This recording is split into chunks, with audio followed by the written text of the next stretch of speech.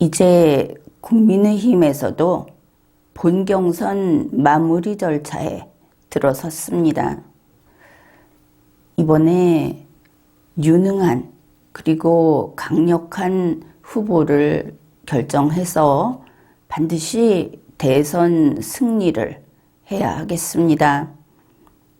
대선 승리라고 하는 것은 문재인 민주당의 그 좌파 정권으로부터 정권을 찾아온다. 흔히 그렇게 이야기를 하죠. 그러면은 과연 이런 정권 교체는 문재인 민주당의 과거가 나빴기 때문에 그래서 해야 하는가? 한 가지는 그렇게 볼 수도 있습니다. 지난 몇 년 동안 국정 운영이 전면적으로 실패했다. 그리고 대한민국이 발전한 것이 아니고 추락했다. 이런 면이 분명히 있습니다.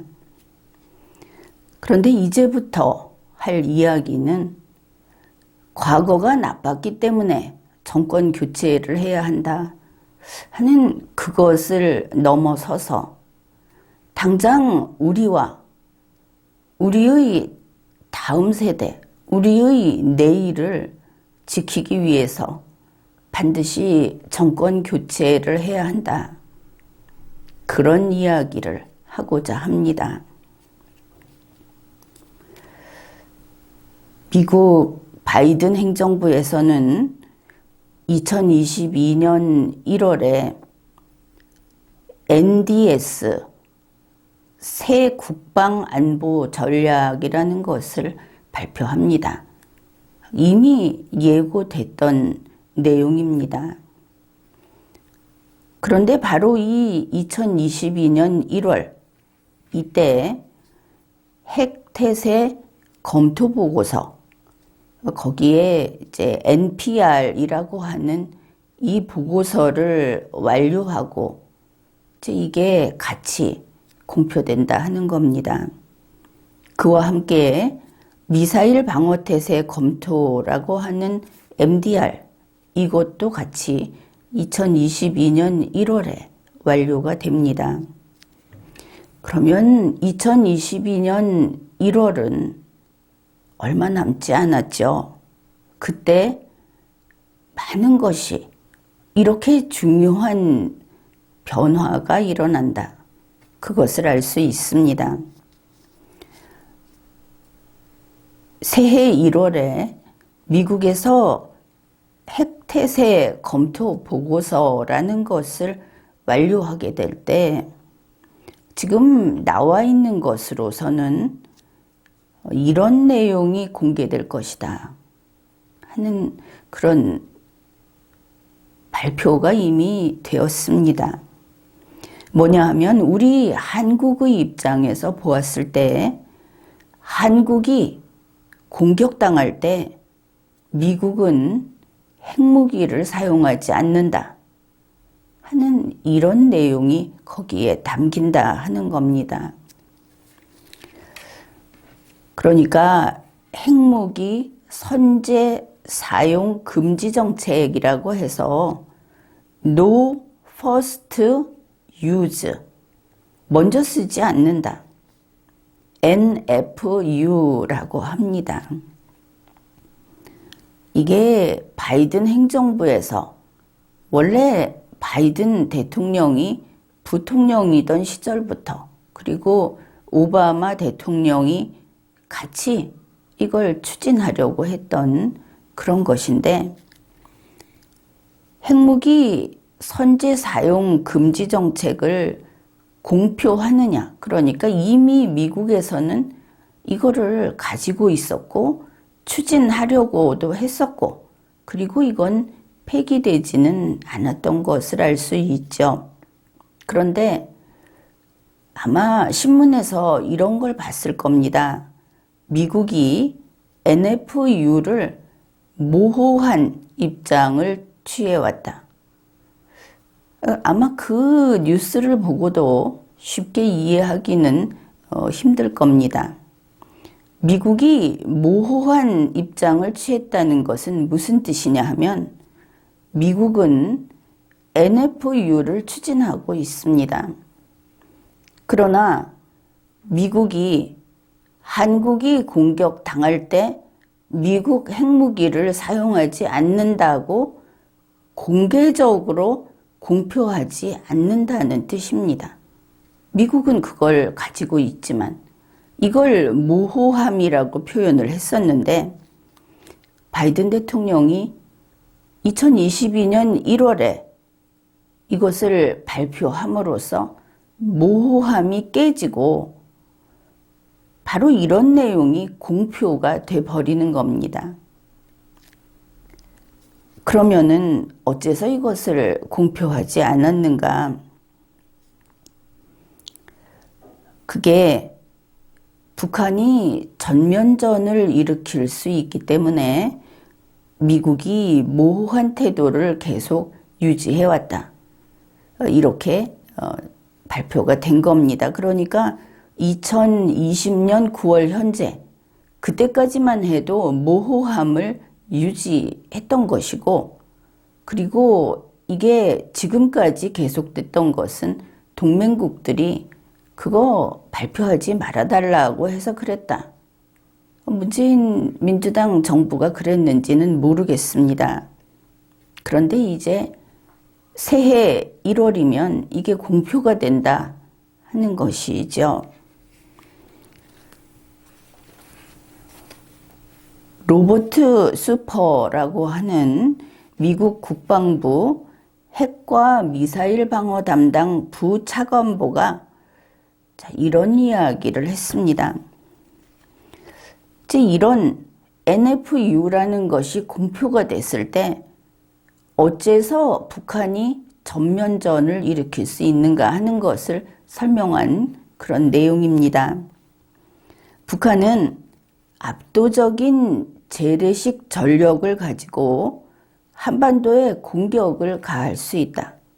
그렇게 하기만 하면 6.25 동란 때처럼 한국과 미국의 연합 전력을 밀어낼 수 있다고 지금 판단하고 있다. 그런데 이 과정에서 미국이 NFU라고 하는, 그래서 미국이 핵무기를 먼저 사용하지 않는다라는 이 정책, 이거를 고려하면 이제 발표가 되니까, 그러면 여기서 쓰는 말로 위험이 감소했다고 판단을 한다. 그러니까 미국이 핵무기를 쓰지 않으니까 재래식 무기 대 재래식 무기로 싸울 거다. 미국이 당장 개입하지 않을 거다. 이거를 위험이 감소했다고 표현을 한 겁니다. 그래서 북한이 이런 판단을 하고 총력전에 나서는 것을 부추길 수 있다. 지금 북한의 움직임을 보면은 이런 위험성이 커진 상태다 하는 것을 알 수 있죠.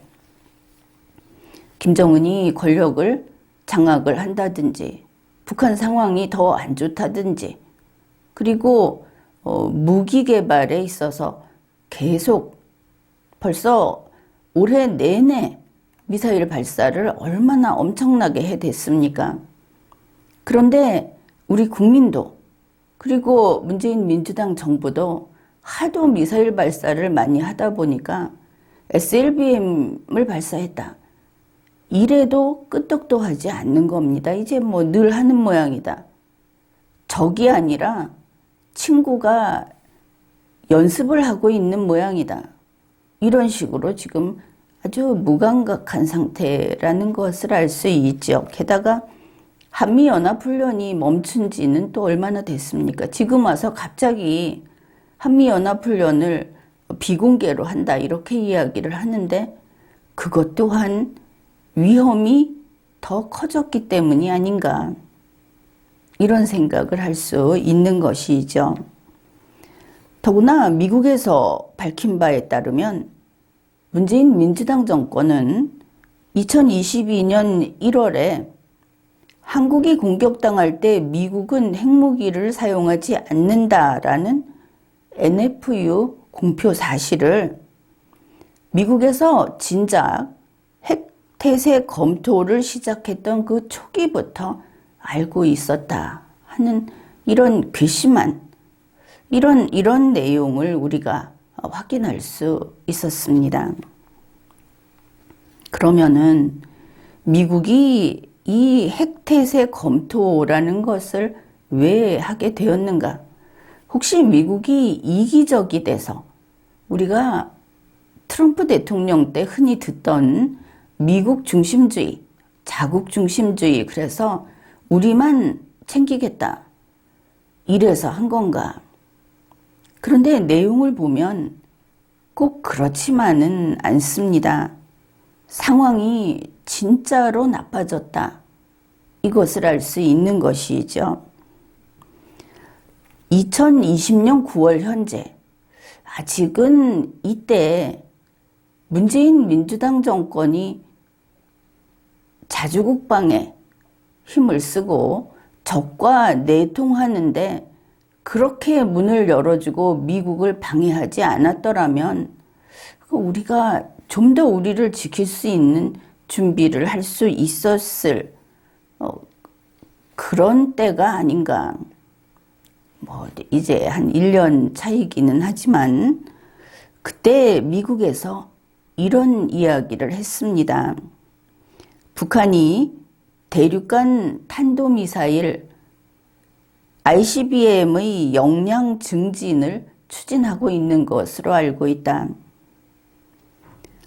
북한이 잠수함 발사 탄도미사일 SLBM으로 확장하려고 하는 것을 우리가 인지하고 있다. 1년 좀 전의 일입니다. 이때 한국에서 어땠습니까? 미국이 본토에 ICBM 날아올까봐 벌벌 떨고 있다, 이렇게 좌파들이 조롱하지 않았습니까? 그게 미국만의 일이 아니었던 것을 우리가 알았어야 하는 겁니다. 북한이 SLBM 발사 실험을 한 것은 최근에 이미 보도가 됐죠. 이 미국이 걱정했던 일이 이제는 다 저질러져 버린 겁니다. 돌이킬 수 없게 된 것이죠. 그래서 미국에서 이렇게 이야기를 합니다. 미국이 왜 저렇게 국방에 민감하게 이제 동맹보다도 미국을 지키겠다고 하는지 한번 우리가 그 내용을 살펴보기로 합시다. 물론 중국과 러시아가 더 막강합니다. 그런데 이제 우리는 북한의 이러한, 그리고 북한과 이란이 이렇게 위험한 적성국으로 확장이 돼야 될까, 됐다고 할까, 이렇게 되니까 미국이 손을 쓸 수가 없게 됐다, 그것을 알 수 있습니다. 내용입니다. 바로 이와 같은 위험에 대처하기 위해서 미국에서 지상 요격기 GBI를 현대화를 하고 이런 것을 포함해서 다층적인 방어에 초점을 맞추고 있는데, 그런데 기술적 문제가 있다는 겁니다. 그러니까 2028년이 되어야, 그래야 차세대 지상 요격기 GBI 20대 이거를 추가 배치할 수 있다. 그때까지는 안 되는 것이죠. 그래서 이동안이 2028년까지가 공백기다. 그러면은 바로 이 기간이 전면전이 벌어질 수 있는 시기구나 하는 것을 알 수 있죠. 빨리 쫓아가야 되고, 북한이 이런 식으로 무기 개발을 하는 속도를 늦춰야 했었는데 거꾸로 그들이 더 앞당겨서 갈 수 있게 우리가 문재인 민주당 정권이 이걸 도왔다. 우리가 그 사실을 알고 있는 겁니다. 그래서 2028년까지 이 기술적으로 손을 쓸 수 없는 이 공백기 동안에는 탄도미사일의 중간 비행 단계에서 격추가 가능한 단일층의 지상 기반 요격기에 의존할 수밖에 없다. 그리고 이런 방어 공백을 최소화하기 위해서 SM-3 블록 2A 이게 저고도 방어를 지원할 수 있도록 그런 방안을 찾고 있다. 이게 이제 2020년의 이야기가 북한의 ICBM 요격을 상정한 실험이 2020년 말까지 완료가 될 예정이라고 이렇게 밝혔습니다. 나중에 이야기하겠지만 우리 이지스 함에서 SM-3 블록 2A인가 하는 것을 발사한 적이 있죠. 러시아가 이거 반대하고 있습니다. 자기들하고 별 관계가 없다고 하죠. 뭐 그들은 워낙 이런 쪽에서 세니까. 그러면 왜 이렇게 하는가? 결국은 6.25 동란처럼 북한이 북괴가 우리하고 싸워서 쉽게 승리할 수 있게 하도록 러시아가 나서고 있는 것을 알 수 있습니다. 문재인 민주당 정부는 러시아하고 관계를 개선하겠다.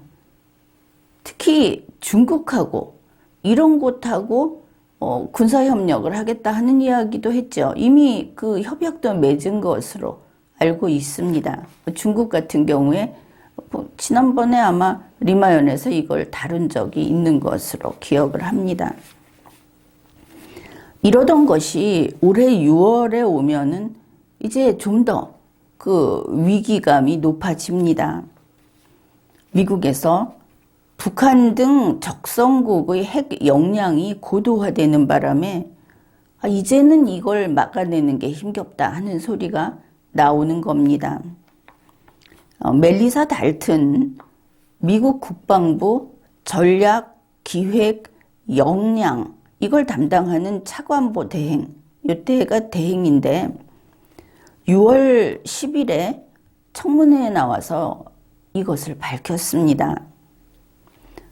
미국과 동맹들이 완전한 핵 보유국인 중국, 러시아하고 경쟁을 해야 하는 상황인데 북한, 이란이 그 역량을 고도화하고 있어서 전체적인 억제력 유지가 어렵다.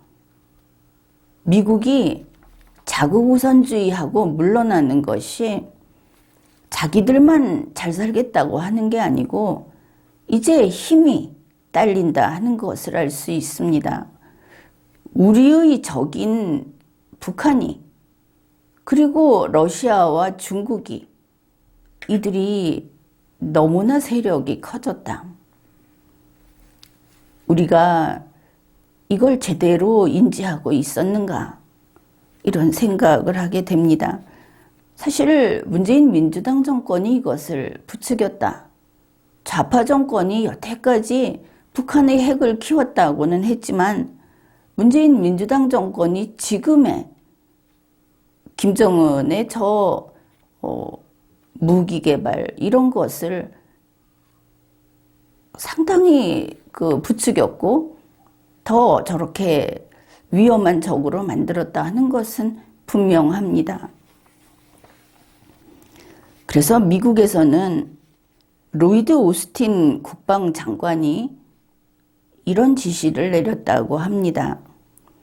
지금과 같이 다층적인 위협이 증가하고 있는 상황에서 핵 영역은 물론이고 재래식 무기, 사이버, 우주, 정보전 이 모든 것을 망라한 통합된 억제력에 중점을 둔 국가 안보 전략을 수립하라. 이게 NDS입니다. 2022년 1월에 발표가 되는 것이죠. 2021년 6월에 이미 이런 지시를 했고 바로 다음 해 1월에 상당히 짧은 기간에 많은 것이 NPR, MDR 이런 것이 완료되고 발표가 되는 겁니다. 그러면 미국이 그런 상황이구나. 트럼프 대통령이 ICBM에 대해서 그렇게 민감했던 까닭이 그래서였구나. 이런 생각을 하게 되죠. 그러면 바이든 행정부가 지금까지 어떤 행보를 보였는가를 간단하게 살펴보기로 합시다. 가장 큰 것은 아프가니스탄에서 미군이 철수한 겁니다. 마치 작전에 따랐다고는 하지만 패전해서 달아나듯이 상당한 것을 버리고 철수한 것을 우리가 알고 있죠. 달아났다는 표현은 좀 어폐가 있습니다. 아프가니스탄에서 미군이 철수하면서 어떤 일이 일어났는지 우리가 다 알고 있죠. 사람들이 탈출하려고 아우성을 치고 전 세계 많은 나라들이 나섰지만 거기에서 탈출한 사람은 그렇게 많지는 않았습니다. 이제 이게 남의 일이 아니다. 그러니 참 걱정입니다. 그리고 미국이 앞으로 방향을 어떻게 잡고 있는지 적인지 우방인지 알 수 없는 대한민국에서 손을 떼자. 대한민국하고는 정보라든지 안보라든지 하는 거를 이제 마지못해 걸쳐만 두고 있는 거다 하는 것은 곳곳에서 확인이 되고 있습니다. 심지어 한국 쪽에 있는 조직은 폐지했다. 이런 뉴스도 나오고 있죠. 이것도 리마연에서 소개를 했었는데 호주, 영국, 미국이 같이 그들만의 동맹이라고 할 오커스가 출범했다 하는 이야기를 한 적이 있습니다. 대표적으로 이 세 나라가 자기들끼리만 핵 추진 잠수함 기술을 공유했다 하는 것이죠. 프랑스하고 이것 때문에 다투고 또 나중에 사과를 하고 했다고 하지만 그러나 오커스는 자기들 영어를 쓰는 세 나라 거기서만 같이 하고 있다. 그런 것을 알 수 있습니다. 2021년 6월 미국 하원 청문회 날에 토마스 하커 해군 참모총장 대행이 내부 문서로 이런 지시를 했다 하는 게 언론에 보도가 됐습니다. 차세대 핵 탑재 해상 순항 미사일 예산을 전면 삭감하라. 이게 이제 새로운 미국의 정책하고 맞물려 있는 것을 알 수 있죠. 여기에 대해서 지금 당장 시행하는 건 아니다 이런 말이 나왔지만 결국 사실에 가깝다 하는 것을 알 수 있습니다. 그냥 지나칠 수 없는 일이죠. 이것을 두고 공화당에서는 바이든 대통령이 자신의 개인적인 철학을 가지고 이 핵무기 정책을 이렇게 실제로 바꾸는 거냐. 그리고 이 순항미사일 예산 전면 삭감 같은 것도 어째서 2022년 1월에 그때 가서 할 것을 벌써 이런 이야기를 하느냐고 했지만 이제 시간은 흘러서 머지않아 2022년 1월이 됩니다. 그리고 미국은 이 정책을 수정하지 않았습니다. 2021년 7월 28일 바이든 행정부하고 러시아가 핵 군축 협상을 했습니다. 이 내용도 우리가 알고 있어야 하는데 러시아에서 우리 이지스함에서 미사일 요격을 하려고 발사했던 이런 것을 갖고 비난을 했다고 했죠. 러시아는 대북 미사일 방어 역량을 감축하라. 이런 요구를 끈질기게 계속하고 있고 바이든 행정부가 이걸 협상 조건으로 해서 여기에 동의했는지 이것도 우리에게 알려진 바가 없습니다. 이것은 중대한 문제라고 할 수 있겠죠. 단지 핵 우산만 벗겨지는 것이 아니고 이것조차 없다고 한다면은 우리는 대한민국의 안보는 과연 어떻게 지킬 것인가 하는 그런 어떤 위기감까지 느끼게 되는 부분입니다. 2021년 6월에 달튼 차관보 대행이 이렇게 말을 했습니다. NFU를 추진하는 이 과정에서 미국의 입장입니다. 동맹들에게 어떻게 하라고 하는지 한번 잘 생각을 해봅시다. 러시아와 중국의 위협에 따른 동맹의 비대칭적 이해관계 그리고 그 위협을 느끼는 바 이거를 알 수 있도록 발을 맞추면서 공조하겠다. 각자 알아서 하라는 얘기가 되겠죠. 그 다음에 억제력 측면에서 동맹이 핵 역량, 이제 핵도 이야기를 합니다. 재래식 무기, 사이버, 우주 분야에서 어떤 기여를 할 수 있는지 논의를 하겠다. 그러면 여기에서 동맹국들은 미국이 도와주러 오지 않는다는 그 사실, 이거는 바뀌지 않습니다. 그러면 알아서 핵무장이라도 해야 하겠죠. 그렇다면 미국에서 한국이 핵무장하는 것을 더 이상 반대할 수 없다는 의견이 나왔을 때 그게 단지 소수설이 아니고 이런 정책 변화일 때는 그런 통제도 같이 줄을 놔버리는 것이구나. 이런 생각도 할 수 있는 겁니다. 이러한 핵무기 선제 사용 금지 정책을 이제 공표한다. 이게 예정돼 있다 하는 데 대해서 동맹국들이 집단 공황 상태에 빠졌다고 합니다. 새로운 미국의 이 핵무기 정책은 동맹국에 대한 완전한 배신이다. 이런 소리가 나오고 있는 것이죠. 한마디로 미국의 핵우산은 이제는 없다. 이런 뜻입니다. 그래서 올 10월 초에 로이드 오스틴 미국 국방장관이 나토 본부를 방문했을 때 여러 나라에서 이 바이든 행정부의 새로운 핵무기 정책을 막으려고 무진 노력을 했답니다. 로비를 했다고 하죠. 여기에 어떤 나라들이 그랬는가? 영국, 프랑스, 독일, 일본, 호주까지 이런 동맹국 관계자들이 그런 걸 했다고 합니다. 한국의 문재인 민주당 정부는 어떻게 했을까? 이거 우리도 미국의 핵우산에서 벗어날 수 없다. 이렇게 했을까?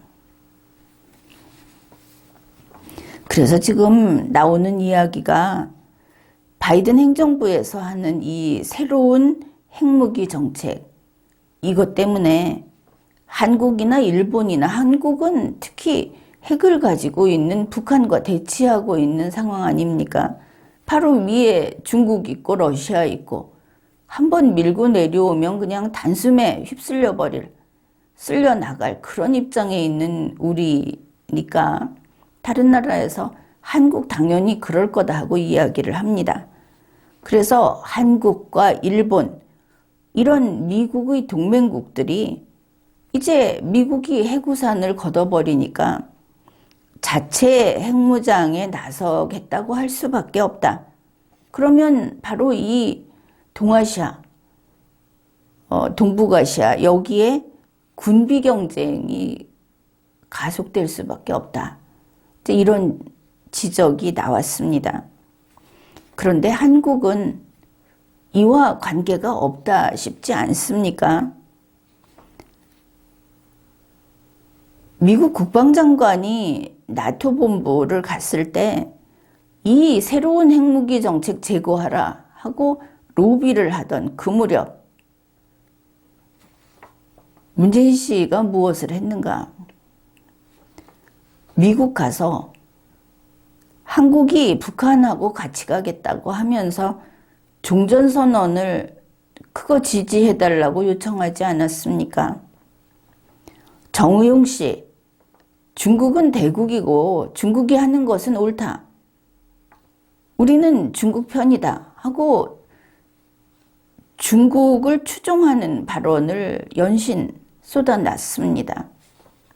지금 문재인 씨, 교황 만나서 북한에 백신 갖다 주고 북한 김정은이 하고 정상회담 하려고 있는 힘을 다하고 있습니다. 바로 이런 상황에 대한민국은 위기다. 대선 후보들이 지금은 우리 보수 우파의 경선 후보들이 경제 위기다 이렇게 이야기를 하고 있는데 안보 위기 이거는 바로 전쟁으로 연결되는 그런 위기입니다. 바로 그렇기 때문에 이번 대선에서 보수 우파가 정권을 탈환해야 하는 겁니다. 그렇게 해서 김정은이의 핵 위협에 우리 스스로 대응할 수 있는 능력을 갖춰야 하는 것이죠. 만일 이번에도 또 문재인 민주당 정권이 이어가게 되면 좌파 정권이 또다시 들어서게 되면 우리 한국은 일단은 중국 밑에 종속이 될 겁니다. 다른 방법이 없지 않습니까? 그들로서는. 말로는 살기 위해서 할 수 없다. 이러겠죠. 그런데 그 상황이 무엇인지, 그 의미가 무엇인지 이해하겠습니까? 중국과 러시아와 그리고 북한과 이란, 이들은 자유세계의 적입니다.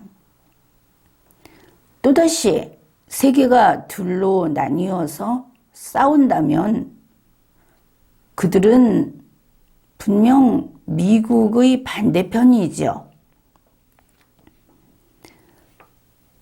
그들과 하나가 되면 우리 한국은 어떻게 되겠습니까? 바로 우리가 미국, 영국, 호주, 일본, 인도 이들을 하고 마주쳐서 우리가 최전선에서 그들과 싸워야 하는 겁니다. 미국을 적으로 돌리는 대한민국 어떻게 되겠습니까? 지금까지 우리가 걱정하지 않았던 일을 이제 걱정해야 하는 것이죠. 문재인 민주당 정부는 당장 일본을 적으로 돌리고 남해안에 병력을 증강시킨다. 이런 소리를 하지 않았습니까? 이번 대선은 보수 우파가 반드시 승리해야 하는 겁니다. 지금까지 리걸마인드 연구소였습니다.